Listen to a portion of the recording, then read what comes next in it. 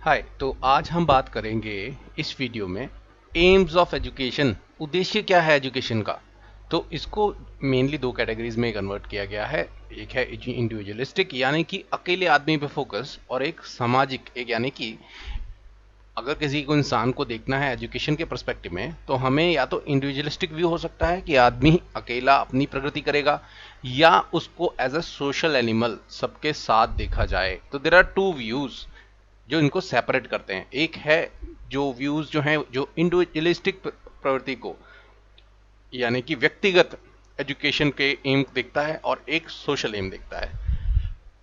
तो हम सबसे पहले लेट्स फोकस ऑन दिस, जहां पर इंडिविजुअल की बात हो।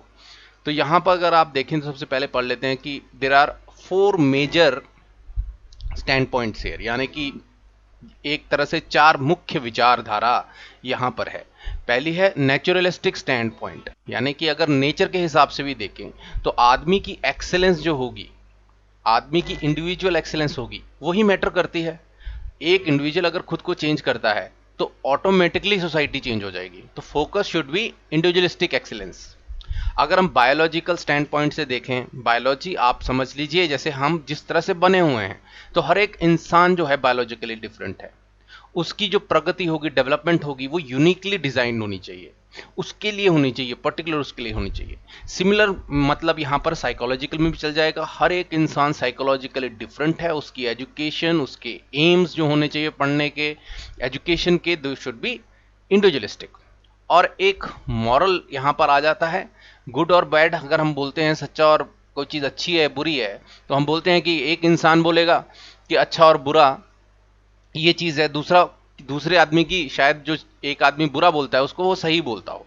तो यहां पर किस क्वालिटी की बात हो रही है, यहां पे इंडिविजुअलिस्टिक क्वालिटी की बात हो रही है। तो ये भी एक स्टैंड पॉइंट है कि अगर हम व्यक्तिगत आदमी को सुधारें, एक इंडिविजुअलिस्टिक पढ़ाई कराना शुरू करें, उस तरह से फ्रेमवर्क लाएं जहां पे इंडिविजुअल जो है वो सेंटर में हो, तो वहां पर हम जो है एक मॉरल स्टैंड पॉइंट रखने के हिसाब से हम पूरी सोसाइटी को भी ऑटोमेटिकली चेंज कर रहे हैं। तो देखिए ज्यादातर जैसे मॉन्टेसरी है, वो सारा इन्हीं पॉइंट्स में को सपोर्ट करता है कि इंडिविजुअल पे फोकस किया जाए। हर एक बच्चा जो है वो डिफरेंट है, उसको अगर हम सुधारेंगे, उसमें उसको हम सिखाएंगे कि व्हाट इज गुड और बैड, उसको समझाने की कोशिश करेंगे, तो ऑटोमेटिकली हमारी जो सोसाइटी है अच्छी हो जानी है।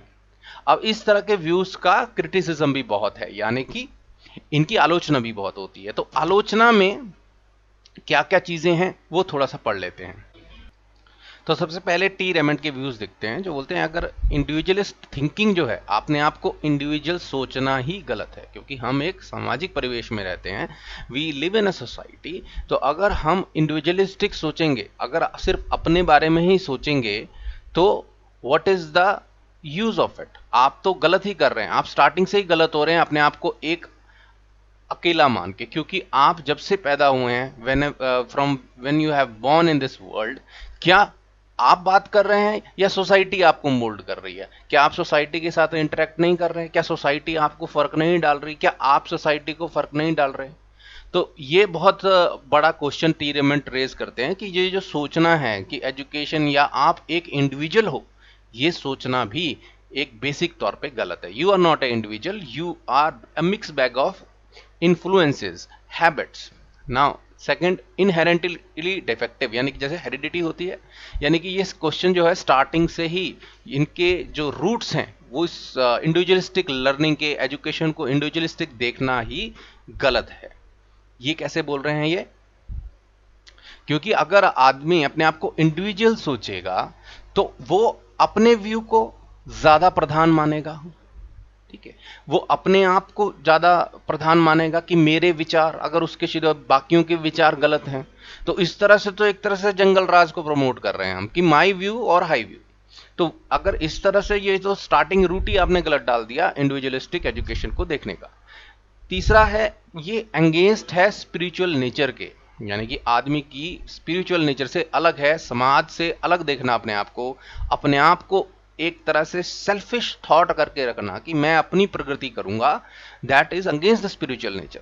हम सब एक ही तो हैं, सब एक ही वर्ल्ड तो है, स्पिरिचुअल अगर भाव देखें तो यहां पर वो अंगेंस्ट हो जाते हैं कि जो आपका इंडिविजुअलिस्टिक व्यू एजुकेशन का, that is against the spiritual nature. And the last is जो भी हम डेवलपमेंट करें ये किस लिए कर रहे हैं? At last, why we are doing it? Educating people so that they are relevant in the society, so that they can fit in the society very well, so that they can help the society for the upliftment. अगर यही उद्देश्य नहीं होता education का, then what is the use?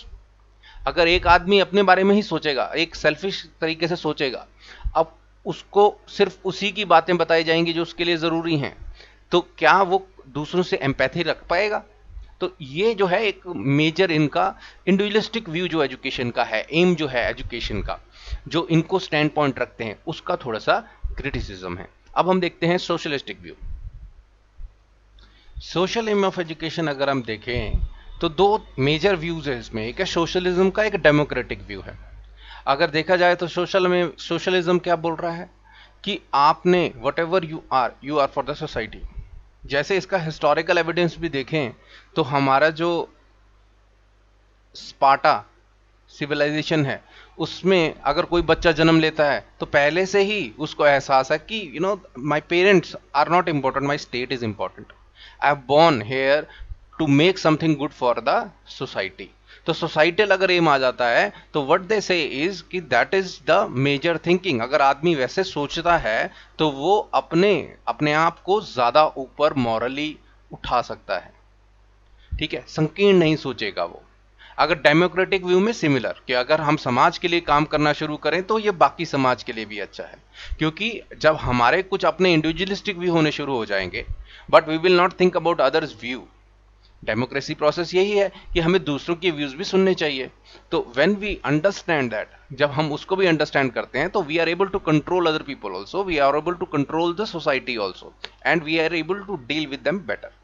So these are the major aims. जो division है अगर देखा जाए तो कैपिटलिज्म और सोशलिज्म की ही बात हो रही है यहाँ पर समाज के लिए। अगर आप देखें अगर डेमोक्रेटिक कंट्री में देखें तो majorly it is individualistic view, आदमी की अकेली शिक्षा, इज अ पर्सन।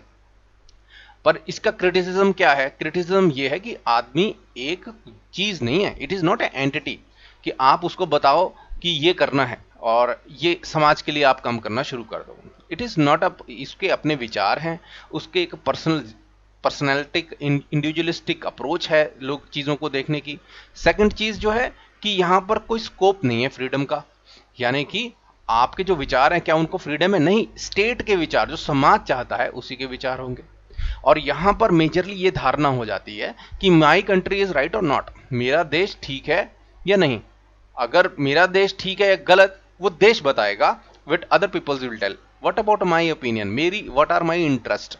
मेरे देश में ये चीज नहीं होती बट मेरा इंटरेस्ट है तो what should I do? I should kill two thoughts. So that kind of criticism social aim of education has.